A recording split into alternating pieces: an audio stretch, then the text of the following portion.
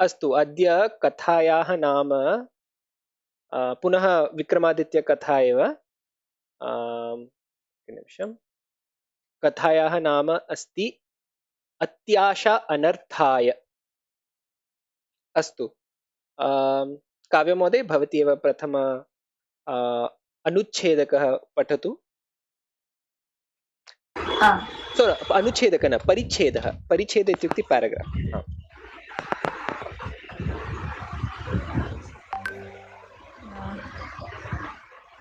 वेतालः चिन्तामग्नः राजा त्रिविक्रमः पुनः आगमिष्यति। तस्मै नूतनकथा वक्तव्या। कां वा कथां कथयिष्यामि इति। तावति काले त्रिविक्रमः वृक्षम् आरुह्य शाखायां लम्बमानं शवं स्कन्धे आरोप्य यथापूर्वं मौनेन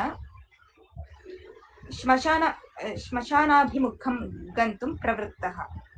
शवे स्थितः वेतालः त्रिविक्रमं प्रति, भोः त्रिविक्रम, साहसे श्रीः वसति इति एषा लोकोक्तिः भवन्तं दृष्ट्वा एव लोके प्रसिद्धिः नीता। कार्ये भवतः श्रद्धा अचला सुदृढा च। अचलश्रद्धं भवन्तं दृष्ट्वा अहं भावयामि यत् भवान् अपूर्वशक्तिः सम्पादयितुं प्रयतमानः अस्ति इति। मन्त्रैः अपूर्वशक्तिसम्पादनं किञ्चित् दुष्करम् एव। यदि महता प्रयत्नेन तादृशशक्त्यः सम्पाद्यन्ते, ताः अपि स्वार्थाय न उपयोक्तव्याः। यदि स्वार्थाय उपयुज्यन्ते तदा फलापेक्षया अनर्थाः एव अधिकाः भवेयुः।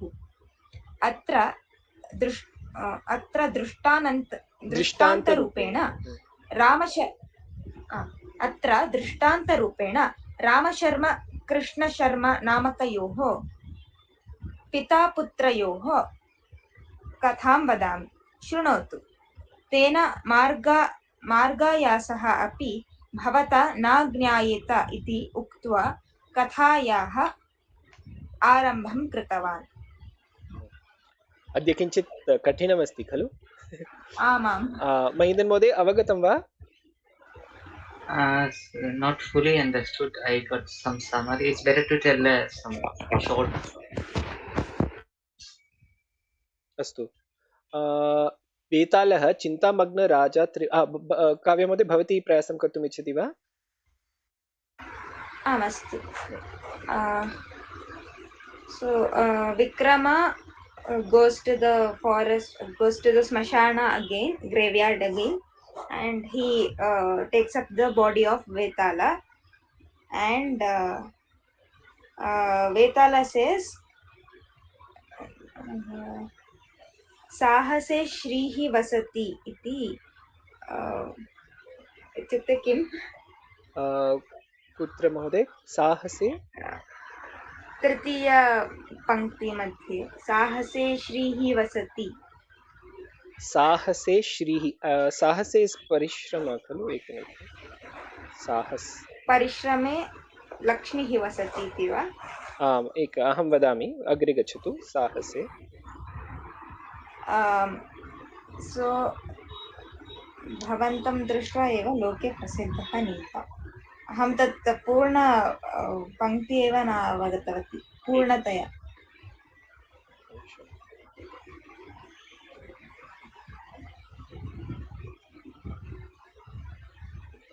And he says your dedication to the work is very अस्तु अस्तु, एकनिमिषं। साहस इत्युक्ते बोल्ड्नेस् अथवा परन्तु अन्य डेरिङ्ग्नेस् पनिश्मेण्ट् अपि अस्ति. साहसे श्रीः वसति. अत्र डेरिङ्ग्नेस् बोल्ड्नेस् इति स्वीकरोमि अहं. तदनन्तरम् अहं भावयामि यत् भवान् अपूर्वशक्तिः सम्पादयितुं प्रयतमानः इत्युक्ते यु आर् ट्रैङ्ग्. सम्पादयितुम् is to obtain. You are trying to obtain a divine. So what is the story? Basically, he has been asked to bring this shava to the shmashana for the purpose, according to what should I say, one actually that person is a bad person. We'll realize that later. One person comes as a pandit and explains to Trivikrama that he needs to bring this dead body to this graveyard shmashana in order to perform a ritual which is very important for obtaining I think some kind of power. But actually that person is bad, so that's what will be revealed ultimately after all the stories are done. Vetala will reveal that actually that person that you're taking me to is the real villain. So Vikramaditya will not fall for the tactics of the villain. But right now that apurva shakti, so in order to obtain divine powers you are trying very hard, so definitely you will get Shri. अग्रे महोदय, मन्त्रैः अपूर्वशक्ति सम्पादनं किञ्चित् दुष्करम् एव. दुष्करं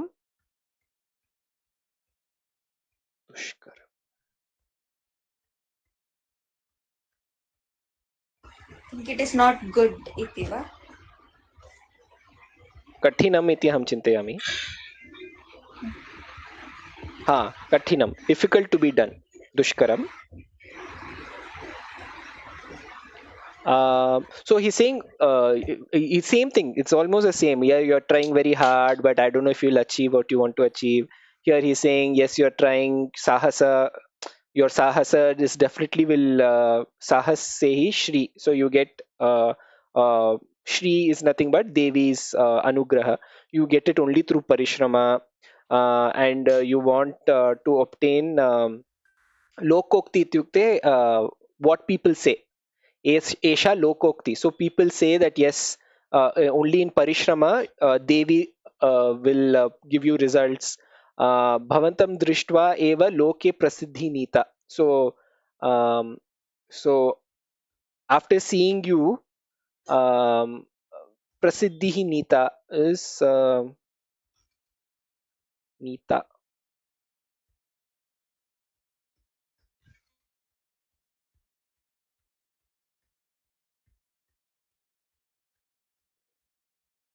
Gained. So after seeing you, definitely that its prominence will go.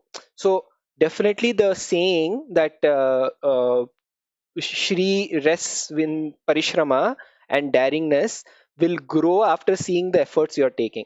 So Esha lokokti, such a saying, bhavantam drishva, after seeing you eva loke, in the world, prasiddhihi nita. So it will bring prominence to this belief. कार्ये भवतः श्रद्धा अचला सुदृढ़ा च. So in the effort, bhavatah, your shraddha, your dedication, and sudrida, so your determination is very very strong. Achala ityukte, chala is I think chanchala. Achala is not moving, unwavering. Achala shraddham bhavantam drishtva aham bhavayami. I am learning, I am feeling that based on your shraddha, that bhavan apurva shaktihi sampadayitum prayatamana asti. You want to gain some apurva shakti. That's what you're trying to obtain. Avagatam va? Anya kopi, mode? Kopi shanka asti va?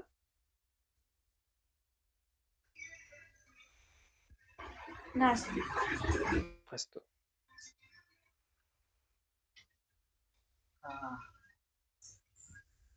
अग्रे गच्छामः वा?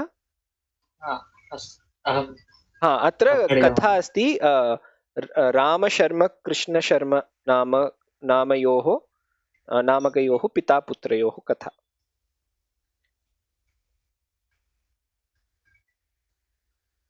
महीन्दन् महोदय पठतु. वैशाली नाम नगरं. There is a town called Vaishali. तत्र रामशर्मा नाम ब्राह्मणः. There was a Brahmin called Ramasharma. पौरोहित्यं तस्य वृत्ति. His job is पौरोहित्यं. सः पौरोहित्येन यतिष्ठां धनम् अपि सम्पादयति स्म. With this पौरोहित्यं he earned some money. तस्य कुटुम्बः अपि न महान्. His family also not big. गृहे पुत्रः पुत्री च इति आहत्य चत्वारः एव. Himself, wife, son, daughter, just 4 people. पित्रार्जिता भूमिः अपि पर्याप्ता आसीत्.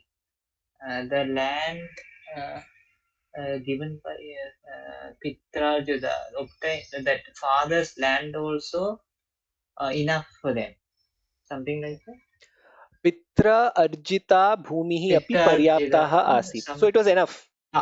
Father's given land. Father's land is enough for them. अतः रामशर्मणा गृहसमस्या न आसीत्. Therefore, a house problem was not for Ramasharma. Didn't have the house problem.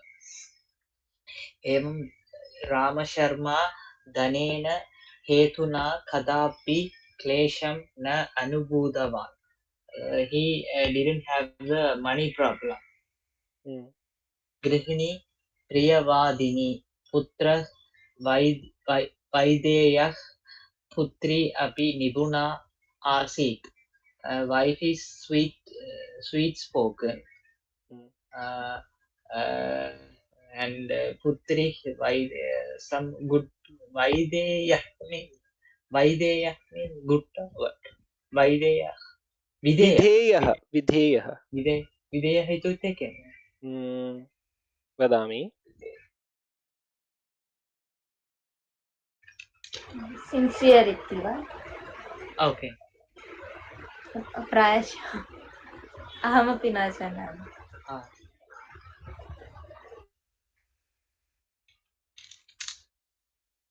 विधेय इत्युक्ते obedient. विधेयः पुत्री अपि निपुणा आसीत्. The putri also like intelligent or something. तथापि काचिन् अतृप्तिः रामशर्मणां सदा बाधते स्म. Somehow there is a unsatisfaction came to Ramasharma. Even though all these things are there, he got some unsatisfaction. Rajasthane sthitah kavayah, I think it's kaviyah. Kutra? Kavayah, or maybe it's correct. Kavayah panditah sankidajñā cha bahudanam sampadayanti. In the king's palace, poets, the intellects, musicians, they earn lot of money. Yatheshtam sukham anubhavanti cha. They also get all the pleasures as they want. Yadi aham api rajñah kripapatram bhaveyam tata mahata vaibhavena jivitum shaknomi iti. If I also get the kirupa, I mean like some recommendation. Kutra Mode? If I get the likeness of the king, I also can kirupa patra, that the vessel of his love or something like that. Kasmin vritti? Kasmin vrittaye asti? Anubhavanti cha yadi aham api rajñah kripapatram bhaveyam tada mahada vaibhavena जीवितुं शक्नोमि इति. Oh, If I kripa get patram means, va? You want the meaning of kripa patram? I know it's like kripa, Ha, kripa patram correct, in getting this. correct, correct. Kripa patram bhaveyam. That I also can live like them, like the poets and those people. Yatadena etadena atrupte moolam karanam asi. That was the root cause of his atrupti, not unsatisfaction. अस्तु. नमस्ते मालती महोदय. महोदय. नमस्ते. नमस्ते. रामशर्मणः पठतु. रामशर्मणः पुत्रः कृष्णशर्मणः तरुणः विद्यावान् च अभवत्. पित्रा सह पौरोहित्यम् अपि आचरति स्म. तदा रामशर्मा चिन्तितवान्, सद्यः एव हिमालयं गच्छामि. तत्र कस्यापि सिद्धपुरुषस्य सेवां कृत्वा तस्य अनुग्रहेण अपूर्वा शक्तिं सम्पाद्य गमिष्यामि. अनन्तरं धनिकाः अपि यथा माम् असूयया पश्येयुः तथा जीविष्यामि इति. एवं निश्चित्य गृहे कस्मै अपि रामशर्मा हिमालयं गतवान्. तत्र कस्यापि सिद्धपुरुषस्य सेवां कृत्वा तस्य कृपापात्रम् अभवत्. Ramakrishna, should I translate? आवश्यकं वा महेन्द्रन् महोदय? न आवश्यकम्. अस्तु, अग्रे गच्छामि. रामशर्मा किमर्थं मां सेवते? किं कारणं स्यात् इति सिद्धपुरुषः चिन्तयन् रामशर्मान् पृष्टवान्. वत्स शर्मन्, संसारकष्टात् भीताः केचित् अटन्ति एवं हिमालयम् अपि आगच्छन्ति. एषः च संसारिणां स्वभावः. अतः दोषत्वेन एतत् न अपरिगणयामि. किन्तु भवतः पुत्रः अस्ति, पुत्री च अस्ति. तयोः विवाहादिकं भवता अवश्यं करणीयम्. अतः भवान् सद्य इत्युक्ते इमीडियट्ली, as soon as possible, एवं गृहं प्रति गच्छतु. एतावन्ति दिनानि भवान् मां सेवितानि.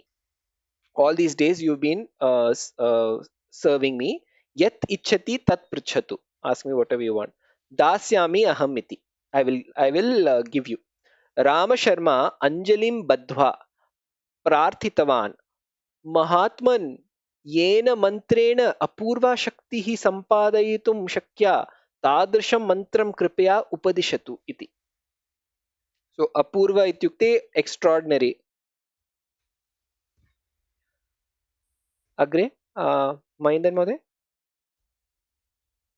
तथास्तु इति उक्त्वा सिद्धपुरुषः रामशर्मान् तादृशं मन्त्रम् उपदिशामि येन मन्त्रेण अपूर्वा शक्तिः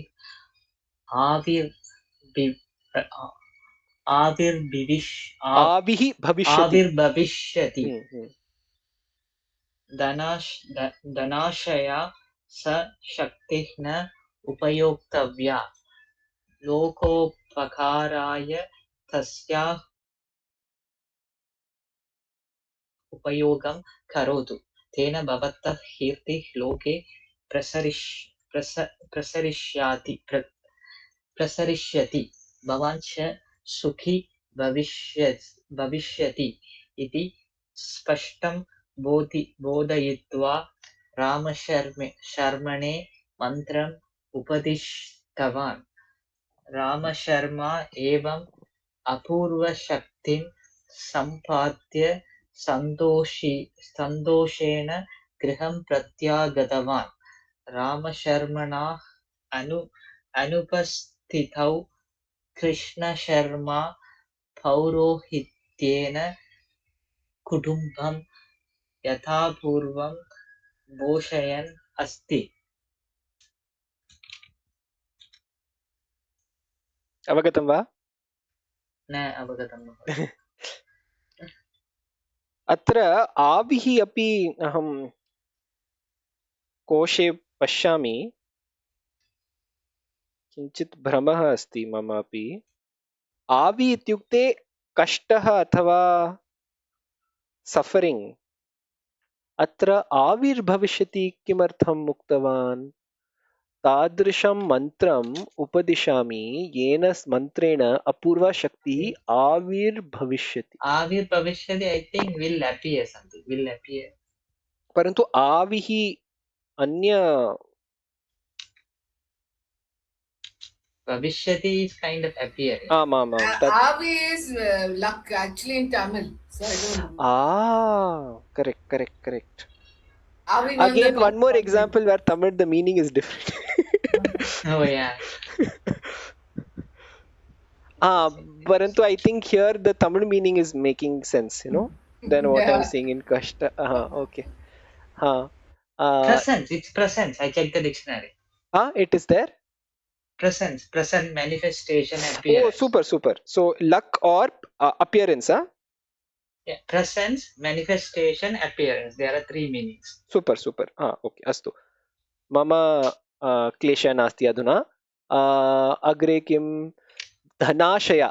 In the wanting dhana, सा शक्तिः न उपयोक्तव्या. That cannot be used to ask for money. धन. लोकोपकाराय तस्याः उपयोगं करोतु. So you should use it for helping others. लोक उपकाराय. तेन भवतः कीर्तिः लोके प्रसरिष्यति. So it will spread your kirti across the world. भवान् च सुखी भविष्यति and you will be happy. स्पष्टं बोधयित्वा रामशर्मणे मन्त्रम् उपदिष्टवान्. So then he gives him the mantra. रामशर्मा एवं अपूर्व शक्तिं सम्पाद्य. So having obtained this अपूर्व शक्ति, सन्तोषेण गृहं प्रत्यागतवान्. He returned to his house happily. रामशर्मणः अनुपस्थितौ Krishna Sharma पौरोहित्येन कुटुम्बं यथापूर्वं पोषयन् आसीत्. रामशर्मणः अनुपस्थितौ Krishna Sharma. Not present Krishna Sharma. No. Anupastitau. What is it? Anupastitau. Yeah, I think that's anupastitau means sitau means being there. I think not present. Not present. Yeah. That's what I was. Upasthita should be there. Anupastitau. But how is it two people? Krishna Sharma. In the absence of Rama Sharma, Krishna Sharma is looking after the family with this Purohit. Astu. So in the absence of Rama Sharma, Krishna Sharma was continuing the Purohita activities and taking care of the family. Astu. Agree. Kavya Mode. यदा रामशर्मा ग्रामं प्रत्यागतवान् तदा वैशालीराज्यं क्षामपीडितम् आसीत्. अनावृष्ट्या जनानां कष्टं वचनातीतम् आसीत्. वर्षद्वयात् वृष्टेः नाम अपि न श्रुतम्. वृष्ट्यर्थं ज्योतिषिकाणां सूचनानुसारेण वरुणजपान् रुद्रयागाञ्च राजा स्वयं कृतवान्. देशे च कारितवान्. किन्तु फलं शून्यम् एव. अन्ते राजा प्रकटीकृतवान्. मेघाः यथा वर्षन्ति तथा यः प्रयत्नं करोति तं कनकैः अभिषिञ्चामि इति. कनकाभिषेकवार्ता रामशर्मा अपि श्रुतवान्. सः रहसि पुत्रम् आहूय महता उत्साहेन उक्तवान्, वत्स, दिनेभ्यः पूर्वं हिमालयम् अहं गतवान् इति भवान् जानाति एव। तत्र हिमालये एकं सिद्धपुरुषं भक्त्या श्रद्धया च सेवितवान्। सन्तुष्टः सिद्धपुरुषः मम कृते अद्भुतशक्तिजनकं मन्त्रम् उपदिष्टवान्। तस्य मन्त्रस्य शक्त्या तथा यथा मेघाः वर्षेयुः तथा कर्तुं शक्नोमि। अवगतं खलु? What is Shama Pidita? Kshama means dried up. That's why they were doing Varuna Yaga and all that. Oh. So no rains. Anavrishya means Anavrishya without rain. Okay. अहम् अभिषिञ्चन इत्युक्ते किं? शिञ्चन इत्युक्ते सिञ्चन is sprinkling वा? कनकैः Sprinkling, I think. Consecration. Abhishinchana is consecration.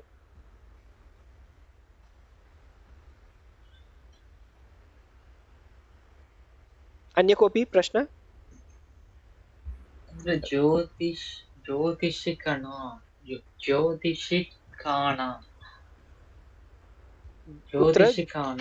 कुत्र अस्ति? कस्मिन्? ज्योतिषिकाणां means by the astrologers. Correct. किमर्थम् इत्युक्ते ज्योतिषं इवन् रेन् प्रिडिक्षनार्थमपि उपयोगम् अभवत्. And what is Abhishinchami? Abhishek. I said no. Sinchanam, consecration. Oh. Consecration. Kanakaihi इत्युक्ते किम्? Kanakaihi. Kanaka is gold. अस्तु. Gold वा? Kanaka is gold. Kanaka Abhishekam is gold. कनकैः अभिषिञ्चामि इति. मेघाः यथा वर्षन्ति तथा यः प्रयत्नं करोति तं कनकैः Abhisheka Varta.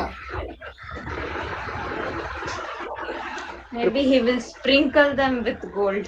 Something like that. प्रकटीकृतवान् इत्युक्ते announced. कनका. It's better we translate each sentence, then it's better, no? अहं लिंक प्रेषयामि. If someone wants to do that, you can do it. I'm also like when reading is not understanding, now trying to understand one by one. So we understood they did the Varuna Japa, they did the Rudraya Gana, all to get rainwater. Then Kintu Phalam Shunyameva. So basically Varuna didn't do anything. And Rudra also didn't do anything. So they still didn't get water. Ante Raja Prakati Kritavan. So in the end the Raja announced Meghaha Yatha Varshanti. So the way clouds rain, Yaha Prayatnam Karoti Tam Kanakaihi. Sorry. It's very obvious. So the way clouds will rain, if someone is able to do that, I will give gold like that. I will shower gold the way the rain comes based on how someone is able to do it.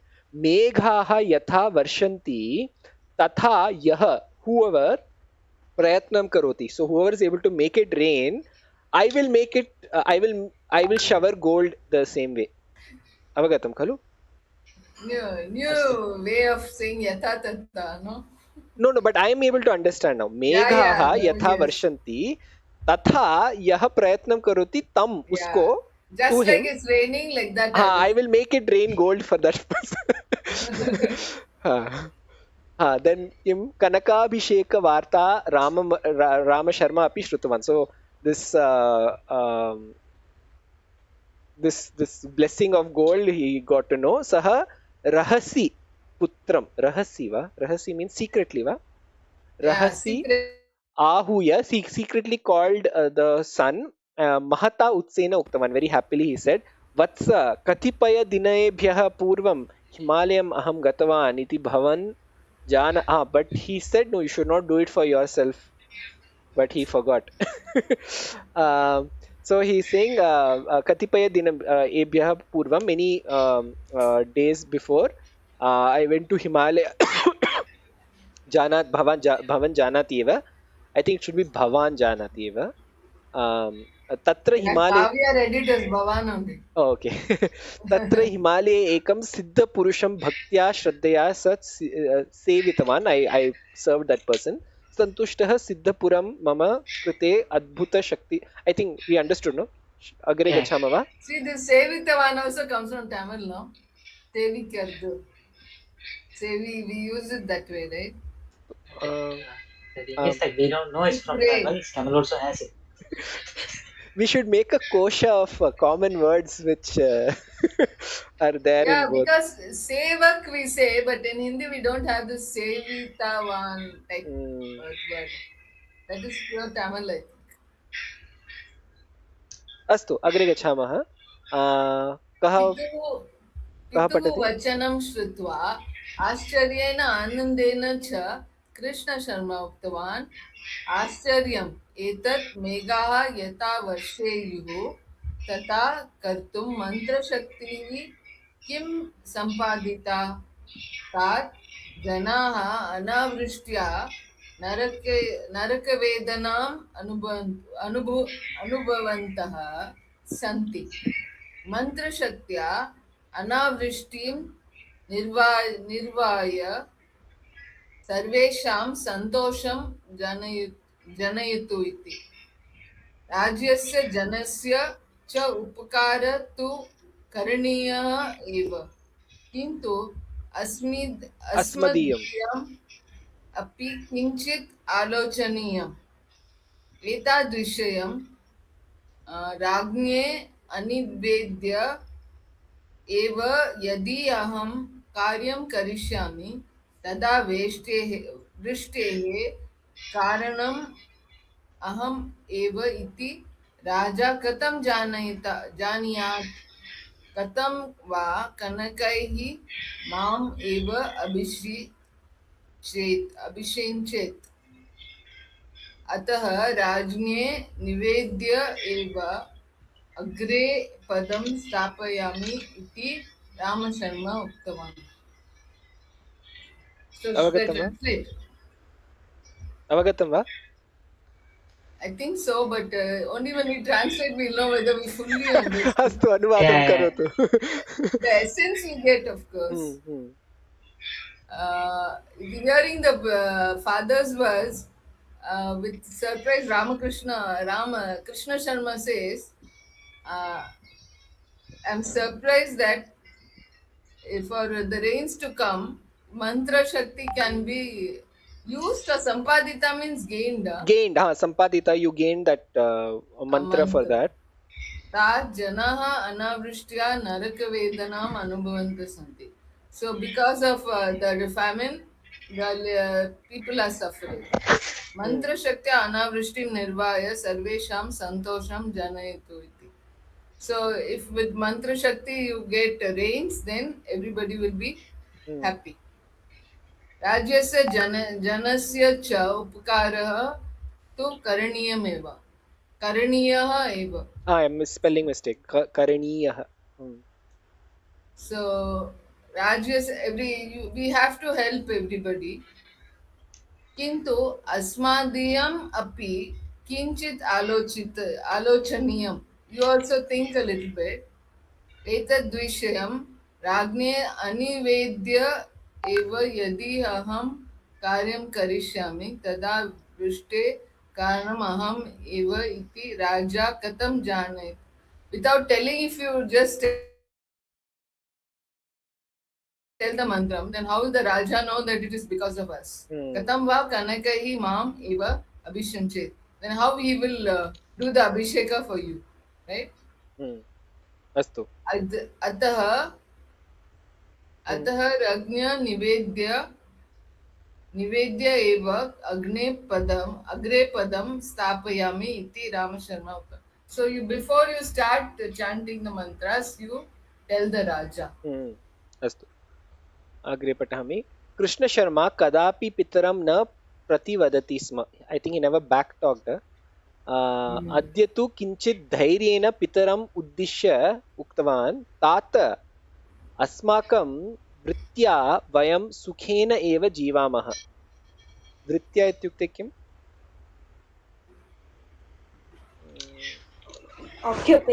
Occupation वा? अस्तु अस्तु.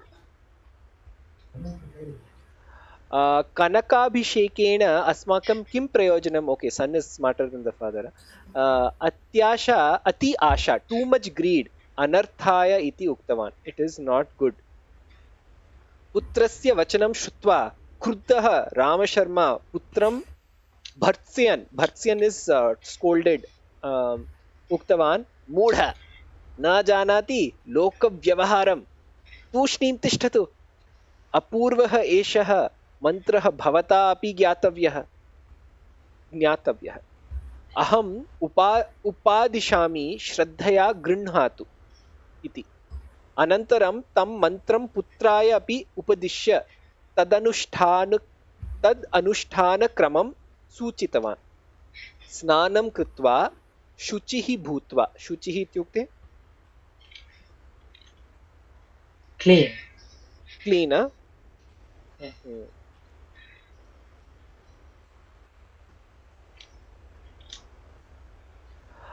शुचिः भूत्वा प्रथमं परमेश्वरं स्मरतु. अनन्तरम् उत्तराभिमुखम् एकेन पादेन स्थित्वा एतं मन्त्रं त्रिवारम् उच्चारयतु. So first think of Parameshwara after having a bath, then look to the north and on one foot stand and say the mantra 3 times.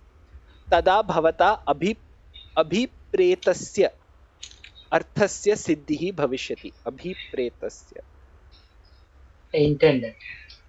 किं महोदय? Intended. ओ अस्तु. सिद्धिः भविष्यति. अनन्तरम् उपसंहर्तुम् इत्युक्ते to conclude. तेन एव क्रमेण अन्य त्रिवारं पठेत्. So in the same order again say the mantra, I guess, right?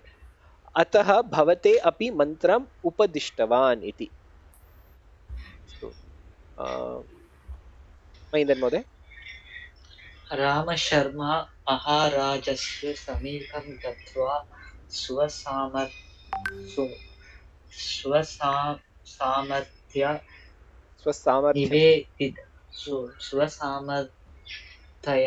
निवेदितवान्.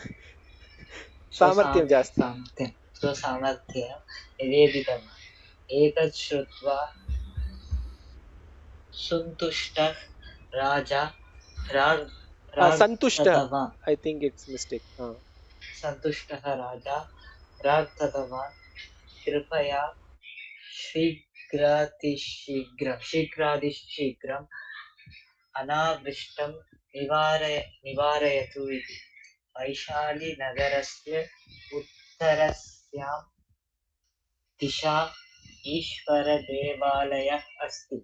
रामशर्मा तत्र गत्वा उपोदकेन स्नानं कृत्वा देवालयस्य पुरतः आगतवान्. एकेन पादेन स्थित्वा त्रिवारं मन्त्रम् उच्चारितवान्. I think everybody understood. कूपोदक इत्युक्ते किं जानन्ति वा? Kashah from the water of the well. आम्. अस्तु. अग्रे. कूपोदक इत्युक्ते वेल् वाटर्. स्नानं कृत्वा देवालयं पुरतः आगतवान्. He came to the outside of the temple. एकेन पादेन स्थित्वा त्रिवारं मन्त्रम् उच्चारितवान्. Stand on the one foot and he said the mantra. अस्तु. काव्य महोदय. निर्मले अपि आकाशे झटिति एव मेघाः उदिताः. चतस्रुषु अपि दिक्षु गगनतलं कृष्णमेघैः आवृतम् आवृतम् मेघध्वनिः सर्वत्र व्यापृतः विद्युत् अपि प्रकाशते स्म वृक्षान् कम्पयन् वायुः अपि याति स्म बहोः कालात् अनन्तरं जनाः महतीं वृष्टिं दृष्टवन्तः जनाः आनन्देन उत्साहेन च मार्गे नर्तितुम् आरब्धवन्तः तेषां सन्तोषस्य पारम् एव न आसीत् राजा वृष्टौ आद्रीभवन् परिवारेण सह ईश्वरदेवालयम् आगतवान् तत्र स्थितं रामशर्मणं नमस्कृत्य उक्तवान् महात्मन् भवतः अनुग्रहेण राज्यं रक्षितं यावत् वृष्टिं स्थगितुं सूचयामि तावत् मेघाः एवमेव वर्षन्तु अनन्तरं विशाले सुवर्णमये शरवे सुवर्णानि रत्नानि च पूरयित्वा राजा रामशर्मेण दत्त्वा प्रतिनिवृत्तवान् अवगतं खलु? Not every word. Mostly understood. Not कोऽपि all the words. शब्दस्य अर्थम् आवश्यकं चेत् वदतु. प्रतिनिवृत्तवान् इत्युक्ते किम्? प्रतिनिवृत्तः वा? बै द वे शराव इत्युक्ते डिश्. शराव आसीत् खलु? शरावे. What is Chatasrishu? Chatasrishu is from all four directions. Oh. Four it is. Okay.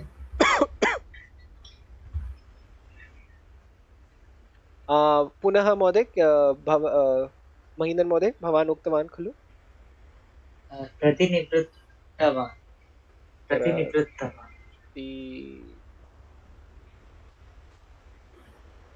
प्रति means again, निवृत्तवान् इत्युक्ते किम्? I think he left iti. Okay. Okay. That's why. Turn back. प्रतिनिवृत्त इत्युक्ते turn back.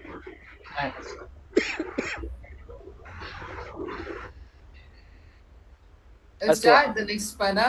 आम् पठतु महोदय. देवालयस्य बहिः धाराकारेण मेघाः वर्षन्तः आसन् निर्जनः देवालयः तत्र दीपस्य प्रकाशे रामशर्मा रत्नानि गणयन् आसीत् एतत् सर्वं वीक्षमाणाः चत्वारः चोराः रामशर्मणः गलं गृहीत्वा मारितवन्तः तत्र स्थितानि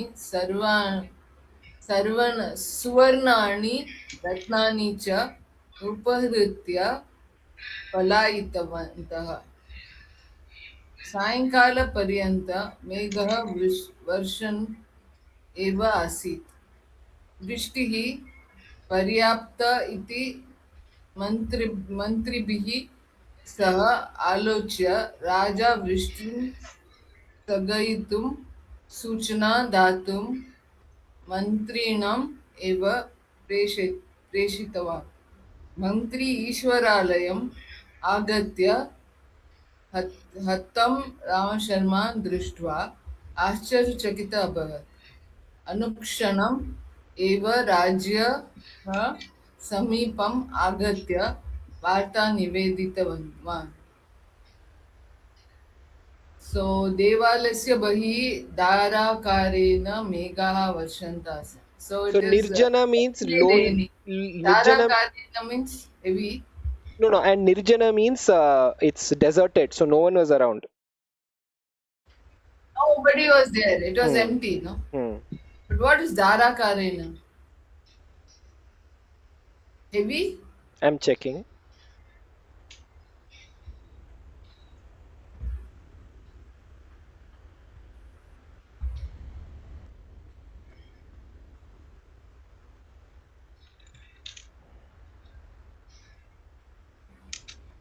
न प्राप्तवान्.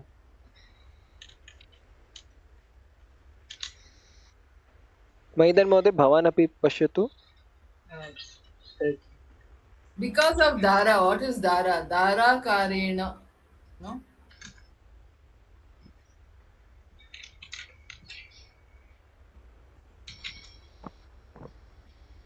दारा इत्युक्ते wife.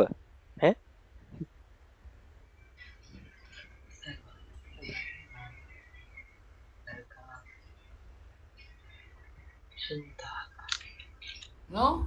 I am seeing wife as the meaning.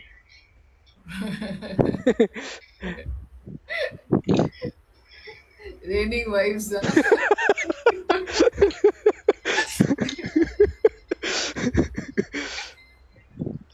There are many meanings like edge, current, blade. Blade, Blade. I think with a blade they must have slit, no?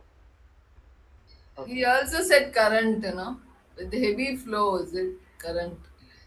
Current is not the electricity, I think. At this time, like that current. Oh, that current, okay. Then I think with the blade they killed him. No, it's not about killing. Doesn't make sense, no? पुनः पठतु महोदय वाक्यं. देवालस्य बहिः धाराकारेण मेघाः वर्षन्तः आसन्. Dhar, oh, Kshamyatam, I did wrong dhara. Sorry. Heavy rain, no? Kshamyatam, I was searching wrong dhara. Sorry. The Dakaranta is wife, not dhar. You missed on the what happens here. Dhara. I think it's Dara Griha, they are saying bathroom. So something like showering or something, I guess. Dara Griha ityukte bathroom. It can also be edge. So Yeah. at the edge of. No, why only in the edge it will rain? No. So I think it's the temple's edge. Slope, Dara is slope. Dhara can be edge, continuous line or series. So basically I think it's continuous shower. Okay. But why only the edge? No idea. No, it's describing the amount of water. So basically it's coming like a sheet. It's coming like a sheet. Continuous. Correct. So dhara karena means continuous line or series. That's why edge of a blade also is dhara. So it's like coming like, continuous like a line it's falling. Yeah. Like waterfall it was. Correct. Nirjana Devalaya, there was nobody. Tatra Deepasya Prakashe Rama Sharma Snani. What is Snani? Snani. Ganayan Asit. Snani na Ratnani. Oh, Ratnani. Okay. He was counting the gold. Ratnani Ganayan. Okay, he was counting. Etat Sarvam Vikshamanaha Chatwara Choraha Ramasharman Galam Grahitva Maritavanta. So, Etat Sarvam Vikshamanaha. That I didn't understand. Anyway, the robbers came and took it away. And they killed him. But what is some words I don't know. Vikshamana ityukte is looking at. It comes from Iksha. Okay, Vikshaman looking at Chatvara Chaura, 4 robbers. Ramakrishnam Galam Grahitva. They pressed his neck and then they killed him. They throttled him sort of. Tatra Stitani Suvarnani Ratnani Cha Aparitya Palayitavanta. They took all the jewels and ran away. Sayankala-paryantam megha varshan eva asit. It keeps raining till the evening. And vrishti paryapta iti mantribhihi saha alocha raja vrishtihi stagayitum suchna datum mantrinam eva preshritavan. Now he wants the rain to stop also through mantra. Mantri Ishwaralayam Agatya ita Rama Sharma Drishtva Ascharyachakitam Bhavat. He's very surprised seeing Ramakrishna. Hmm. Anukshanam eva Rajnyaha Immediately, Samipam Agatya. anukshanam, immediately. Immediately the Raja came there. Varta Niveditavan. Varta is News. conversation. No, no. Varta is news or conversation. Agatya Varta Niveditavan. Nivedam is Convey. asked, no? Niveditavan is, I would interpret it as conveyed. Okay.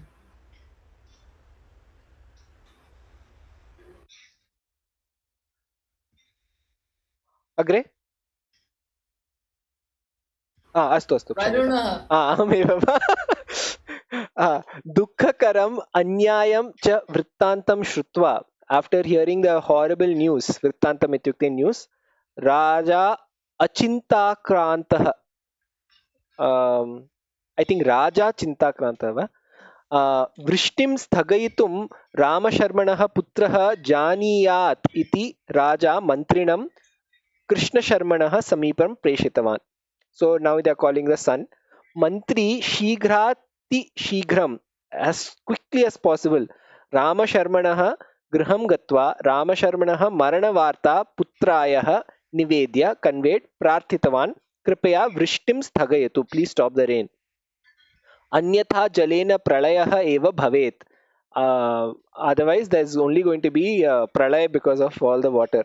Pituhu Marana Varta Shrutva Krishna Sharma Dukkhena Vilapitum Arabdhavan. I think cry, I'm assuming. Yeah, like getting sad. I have not heard this word, Vilapitum. Like lamenting. Arabdhavan tasya mata anuja cha uchchaihi roditum eva pravrittavatyau. Those two also started to cry. Mantri tesham duravastham drishtva स्वयम् अपि खिन्नः शनैः उक्तवान् आर्य कृष्ण शर्मन् मातः वत्से स्माश्वसन्तु स्माश्वसन्तु. I think he's saying to calm down. I think.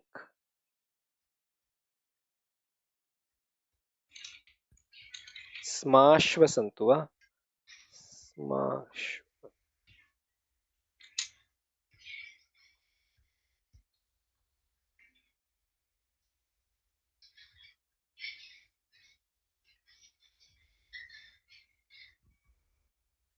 Something like calm down. अहमपि तदेव चिन्तयामि. Samaksh. Take courage. Smashva ityukte take courage, compose yourself. Vilapitum means crying, is it? अहं तदेव चिन्तयामि. विलपितुं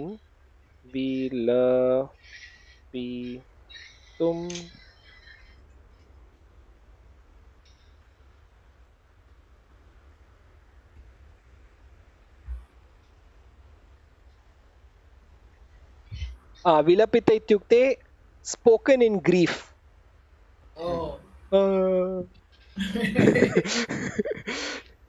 अहम् उक्तवान् पूर्वमेव पिता तथा अस्तु स्माश्वसन्तु इत्युक्ते calm down.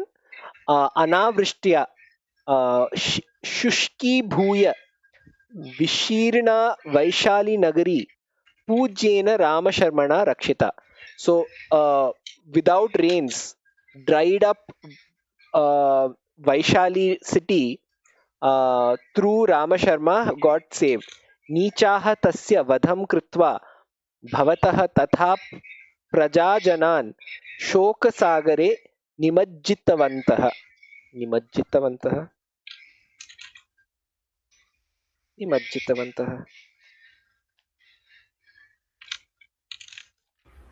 I think drowned.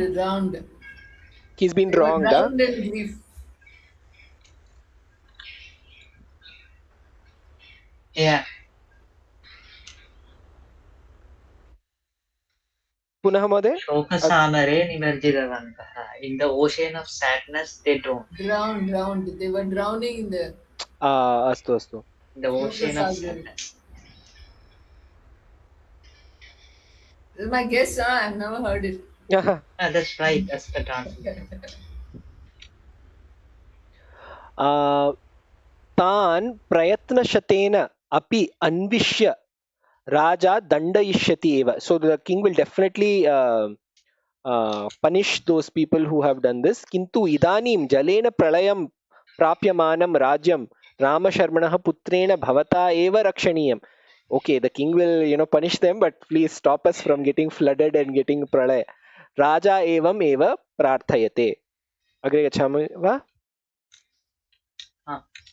अन्य कोऽपि शब्दः अस्ति? निमज्जितवन्तः शोकसागरे, सैडनेस ओशन, प्रजाजनान्, तावदेव खलु? अस्तु, अग्रे कः? Why is it prayatna shatena? Tan prayatna shatena api anvishya. प्रयत्नशतेन वा?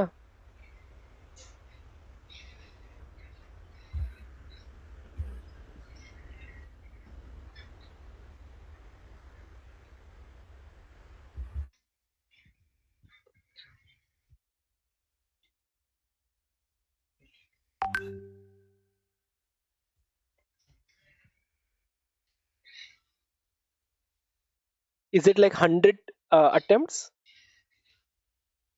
Shata is 100, no? Yeah. कुत्र आसीत् शब्द?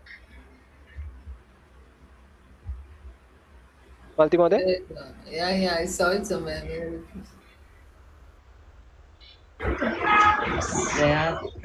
Second last. तान् प्रयत्नशतेन अपि अन्विष्यं राजा दण्डयिष्यति एव. प्रयत्नशतेन.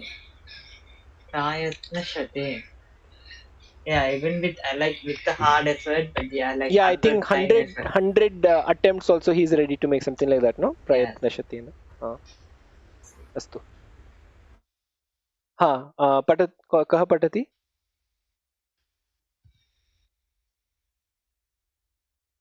काव्य महोदय वा? पठतु महोदय. किञ्चित् कालानन्तरं कृष्णशर्मा दुःखनिरोधं कृत्वा स्नानं समाप्य आगतवान्. गृहस्य द्वारे एकेन पादेन स्थित्वा नेत्रद्वयम् अपि निमील्य शिवं ध्यानम् उपसंहरणमन्त्रं त्रिवारं पठितवान्. वर्षन्ती वृष्टिः झटिति एव स्थगिता. जनाः सन्तोषेण नर्तनं कृतवन्तः.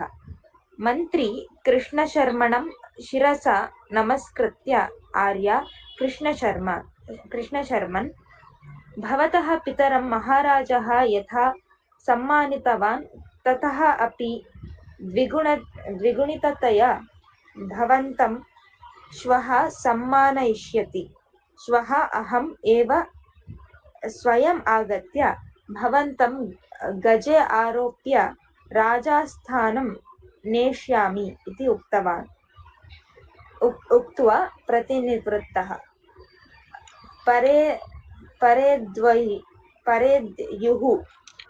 परेद्युः मन्त्री छत्रेण चामरेण राजेन परिवारेण च सह कृष्णशर्मणं नेतुं तस्य गृहम् आगतवान्. किन्तु तस्य गृहं तदा कीलितम् आसीत्. कृष्णशर्मा तस्य माता अनुजा च कुत्र गताः इति केनापि न ज्ञातम्. मन्त्री तु कीलितं गृहम् आश्चर्येण दृष्ट्वा व्याकुलितः अभवत्.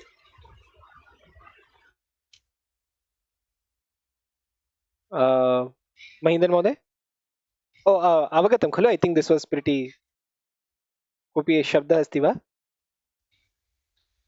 कीलितम् इत्युक्ते was basically abandoned, no? It was open. Locked. Oh, कीलितम् is locked, वा? I thought कीलितम्. What is Nimelia? Closing the eyes. Nimelia. क्षम्यतां महोदय. कीलित is to be locked, not open.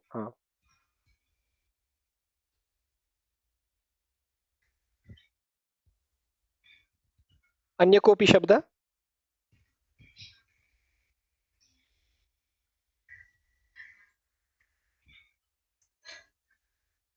पठतु महोदय. अन्य को किमपि नास्ति खलु? परेद्यु इस् फालोइंग डे. उपसंहरण इत्युक्ते taking away. So to take away the effect.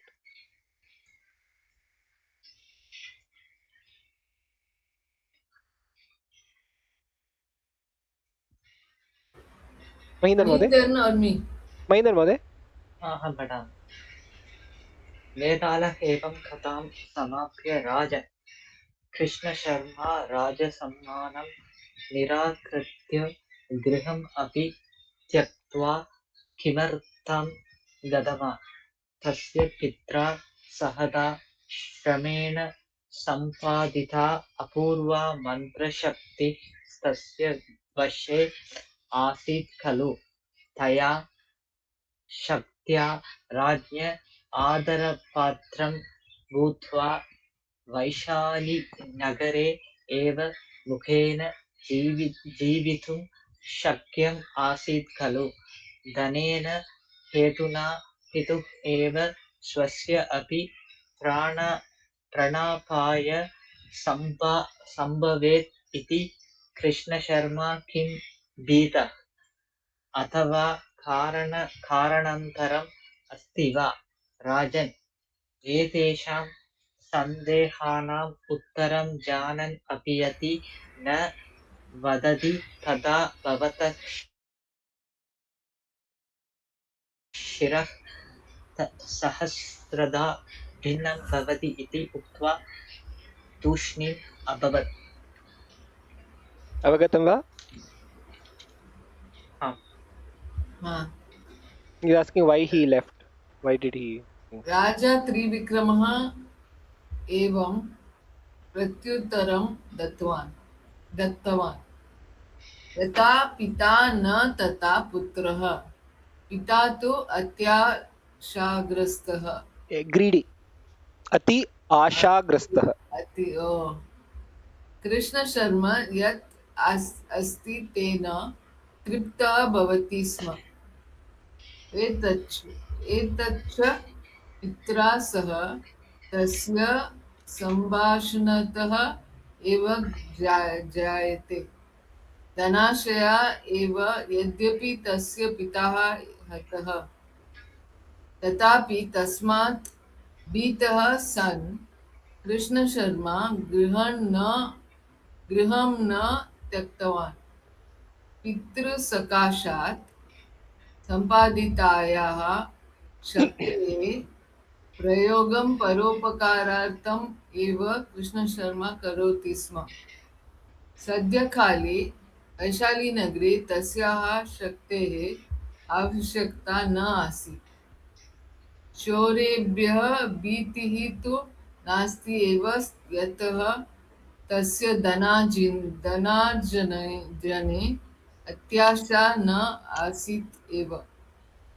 राजसम्मानं निराकृत्य गृहत्यागे कारणं तु अधिकधनार्जने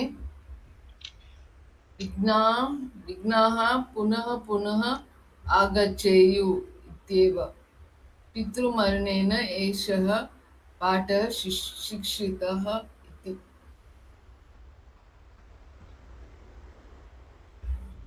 अवगतं वा? Sort of. कुत्र न अवगतं महोदय?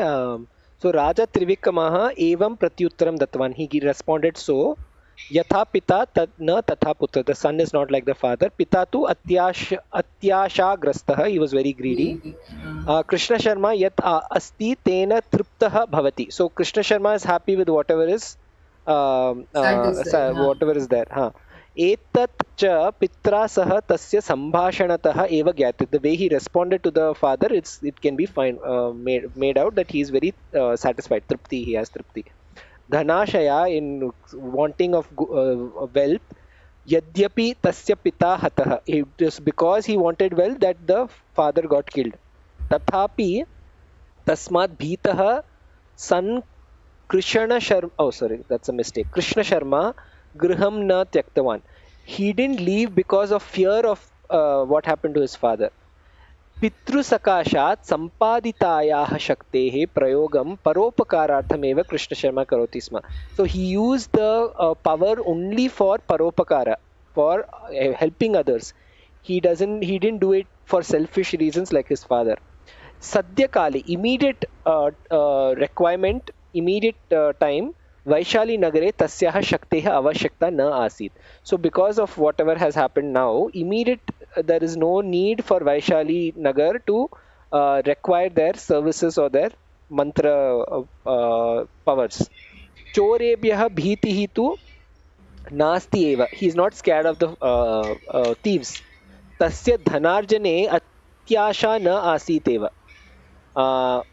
So again, tasya dhan arjane ati asha na asit eva. So again, what they're saying is chorebhya bhitihi tu nasti eva. There is no fear of the thieves. Okay. So he didn't leave because he is afraid of the thieves. They've already obtained the wealth, right? Tasya dhan arjane ati asha na asit. So he's not in search of gaining wealth. Rajasammanam nirakritya grihatyage karanam. What is the reason he left the house? Is adhika dhanarjane vignaha punaha agacheyuhu. So vignaha is blocks, right? Vigna kartaraha. So with more wealth, more problems will keep coming again and again. Punaha agacheyuhu iti eva. Pitru Maranena Esha Patah Shikshita. He learnt the bad lesson from his father that having too much wealth will only bring more and more vignahas in your life. So therefore he doesn't want to stay in that city town anymore. Evam Ragyah Mauna Bhange Jate Vetalah Shaveena Saha Adrishyah Bhutva Yatha Purvam Shakhayam Lambamanaha Asit. So again, because he spoke, the Vetala went back in the Shava form, back into the tree Shakha, and then hang Lambamanaha.